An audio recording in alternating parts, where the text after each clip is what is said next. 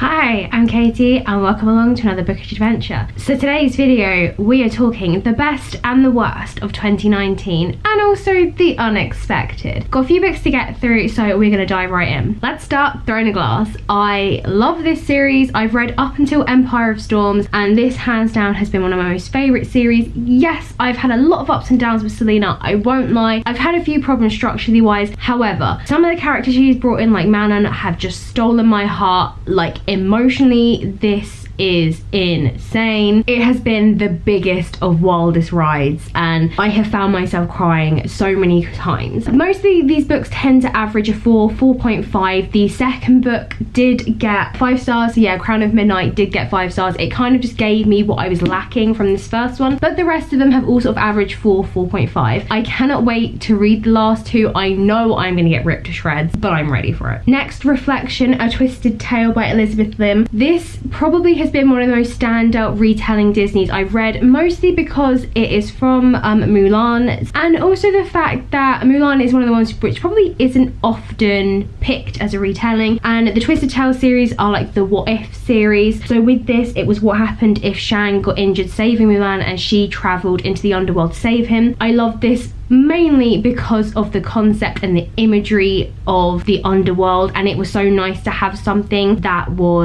had that sort of Asian Oriental element, and it was just so good. Batman Nightwalker. So I was really worried about this series because, you know, I've watched a lot of Batman films, I've watched Gotham, and I was worried what this was going to be. Was he going to end up fighting a nemesis who was going to turn out to be the Joker when he gets older, or turn out to be the Penguin when he got older? So it was really nice that this was completely fresh, completely different. It was so nice to see a younger Bruce who is still coping with grieving, trying to still figure his way out, knows right from wrong, and can't help himself in wanting to do good. So it was really nice. I would have liked him to be a bit more carefree, and I wish that the plot maybe hadn't revolved around the fact that he kind of liked her and that's why he was intrigued. But it was so nice that there wasn't that usual stereotypical Easter egg thing happening, and I think that's why I just enjoyed this book so much. And it was so nice to just finally see a different Bruce. We got someone different, and you know, it didn't weigh too much on his grieving parents. You know, we didn't have Commissioner Gordon, you know, young in it like we do in Gotham. It was just nice that it was different. It was, for me, this was such a great read, and I am now very tempted to read more of her work. My final favourite book of the year, The Wicked Deep. So although I probably didn't rate this very high, it might have been 3.54 maybe, it was the first witch book that I have read in a very long time, and also it was a different witch book. It wasn't your bog standard hocus pocus toil and trouble kind of thing, not witches cackling around a cauldron. It was a different type of magic that sort of took place in this book, and it was just everything. The suspicion on the island, just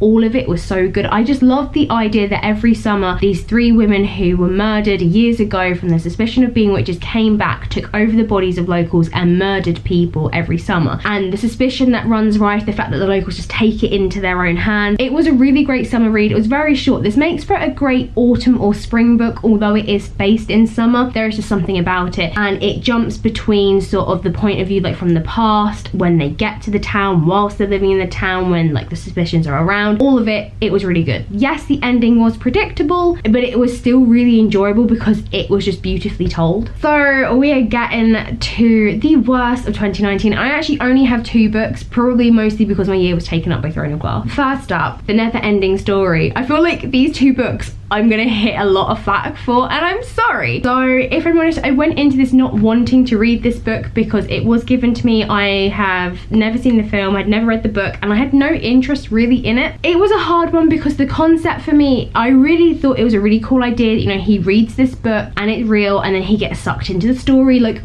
that was really cool, and the concept of it and the actual imagery and the land itself and all of that was really cool and amazing, and the adventure and everything. But it was really just let down by the character Bastian. I just did not like him. I wasn't fussed by him at the start, but definitely once he entered the book and that world, he just, yeah, it just became a letdown for me. And as the book was going on, I felt like there was this really heavy impending like feeling of dread or doom, and I thought, oh okay, like shit, maybe he's gonna die and maybe this will redeem this book. And I was kind of rooting for him to die, and then he didn't, and it kind of felt like a cop out. I don't know, I guess he was kind of meant to have been redeemed towards the end, but for me, I couldn't get on with him. I think I gave this 3 stars, probably because of the fact that I enjoyed the beginning more than the second half, but there was a lot of it that I did enjoy, and again, the imagery and the storytelling was great, but he just let it down for me. Again, this next book is on similar lines, City of Bones. Again, the concept of it is amazing, the world building is like the idea of it's amazing, and I can't wait to explore this world that she has created, but I hated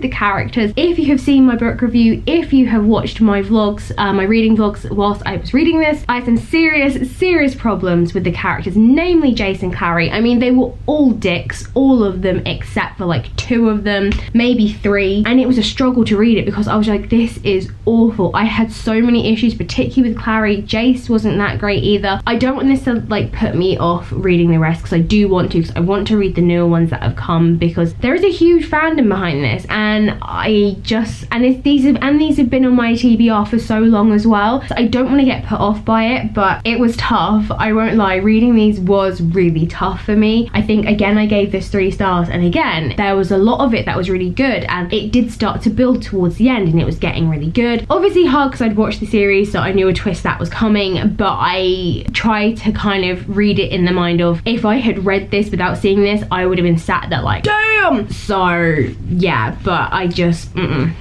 not for me. So finally, I have 2 books left. I feel like I've been really talking really fast because I don't want this to be too long. But finally, my last 2 books are my unexpected reads of 2019. The Shining is one of them. I, again, didn't want to read this. Sam loves Stephen King, Sam who I work with, and so I said I would do it. I will read the sequel, Dr. Sleep. That will be my Halloween book for 2020. This was a very unexpected book for me on so many levels. It was completely not what I thought. It's very weird, a pros and cons situation. So I thought a lot more was going to happen. I thought it was going to be fast paced. I thought a lot more would be happening, and none of the stuff I really thought was going to happen didn't happen till well after the end half of the book. I thought it was going to be lots of small, like minor hallucinations slowly building until Jack went crazy and tried to kill his family. In reality, it was really not that much, and then suddenly he had one hallucination, and then like it was balls to the wall, like I'm gonna kill my family. It was insane. Pros though, there was so much more backstory than I expected before they moved there, why they moved to the hotel, Jack's past, his wife's past, like all of that, everything just adding to this character of who Jack was and what these inner demons he's trying to fight, and how he's become this kind of slightly angry man, and how the hotel managed to get its claws into him. So there was, yeah, pros and cons of that, because I was like, oh, okay, like I was so not expecting to have that history and that background to really build him as a person, to really build like his family and his past, which I so appreciated. And I thought maybe it would be a slow burner, and maybe the son would be seeing like the slightly scary things, and then it would build. So I was kind of let down, but not let down. But yeah, I haven't been put off. I do want to read Dr. Sleep just to like get more of it, because Sam like loved it. She was like, it's great, and it has really just rekindled my want to read more thrillers and suspense, because that is something I like to watch. Final book, and I literally finished this yesterday on Thursday, Uprooted.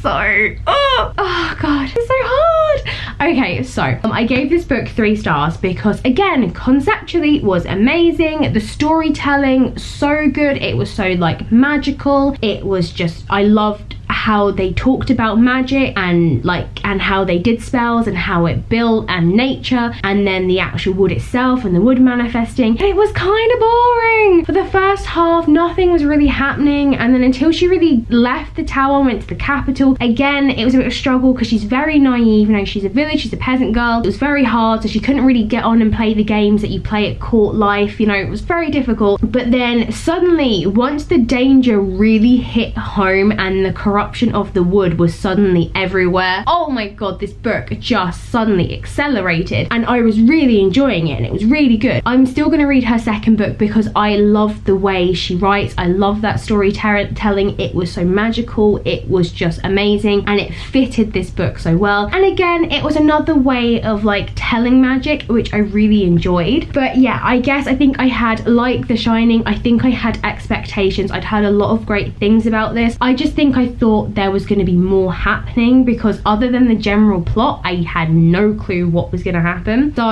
it was, yeah, again, it was a book of two halves. The base of it was great, but the initial getting to it was a bit, oh, but once we got to it, I was like, yes, which is exactly the same for The Shining. Woo, my days. Okay, we are done. I tried to speed through that as much as I could, not talk too much about certain books, because once I get going, I suddenly start gushing. I hope you have a really great Christmas, whatever you end up celebrating, and I will see you in a few days for another reading vlog. If you enjoyed it, smash that like button, and if you're new, hit that subscribe button and join me on another bookish adventure. Sound off in the comments on what your best and worst reads are as well for 2019. I'm sorry, I suddenly feel really like scripted, but I can see like the camera like flashing telling me the battery's gonna die, so I'm like, ah, get to the end. I hope you had a great weekend, and yeah, have a banging Christmas, whatever you end up doing.